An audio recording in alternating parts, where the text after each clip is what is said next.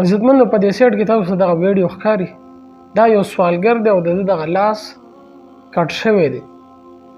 راځئ عزتمندو چې د ده دغه لاس د څه کسان لګیا دي دوی ورسره کومک کوي د لاس ورته په کومه طریقه صحیح کوي.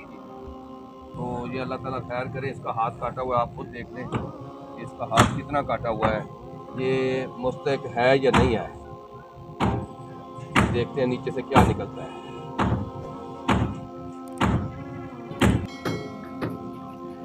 تاسو ته ښکاري دی لاس نه دلته کې د پټۍ نه بهر وینه م راوتلې ده. دومره خراب کټ شوی دی.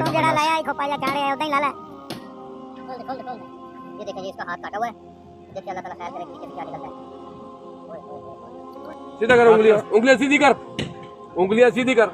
डॉक्टर साहब ने देखो जी हाथ सही कर दिया। ये देखो जी डॉक्टर साहब ने हाथ सीधा कर दिया। सीधा हो गया, कटा हुआ हाथ बिल्कुल ठीक हो गया। कटा हुआ हाथ बिल्कुल ठीक हो गया।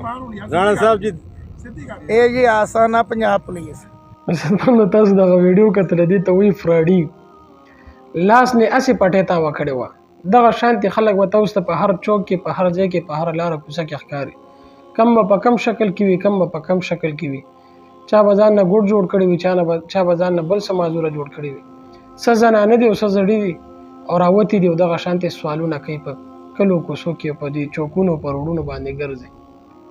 نو عزتمندو دې د وجې نه موږ وایو چې اول تاسو تحقیق کوئ، بیا هغې نه پس صدقه او خیرات او زکات خلکو له ورکوئ. بهترینه طریقه دغه ده چې ته په خپل مالت او ګاونډ کې چې دی اول تحقیق وکړه چې زما په دې مالت کې ګاونډ کې خو څوک یتیم نشته دی، څوک داسې غریبانان خو نشته دی چې آیا هغوی کره هر څه برابر دی او که نه دی برابر. زموږ په دې مالت کې داسې خلک هم شته چې هغوی سره د یو ټیم وي د بل ټیم نه وي، خو هغوی ګوره سوال نه کوي. ښه مخکې به خلکو څنګه معلومول کول چې خپل کور زنانه به بل کره واستولې ګاونډ کره چې ورشه نن یو غرمه خو دې کره تېره کړه چې د دې حالات څنګه دي. نو هغه به د کور حالات اخیستل، نغرې به د هغې کتلو چې آیا څنګه حالات دي. که چېرې هغه به بل نه شو نغرې نو بیا به ویل چې یاره دې کره جوړې سالن او د راشن کمې دی، نو بیا به هغې صدقه وکړله او هغې کره به واستوله. دغه شانتې بله طریقه به دا وه چې یو لوښی به یې واغېستلو، ماشوم به یې د کور واستلو چې ورشه دې ګاونډ کره ورشه او لږه چیني ترې راوړه یا ترې لږ غوړي راوړه یا ترې نه لږ اوړه وړه.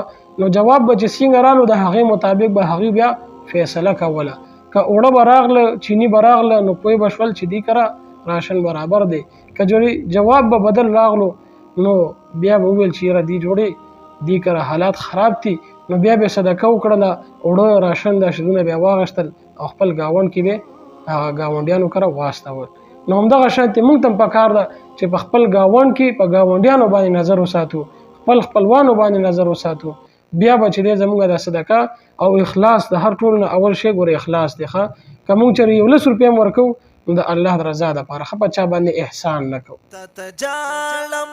سبحانه گناهونه راته معاف کړي، گناهونه راته معاف کړي، بل مسوک دی بیلتانا گناهونه راته معاف کړي.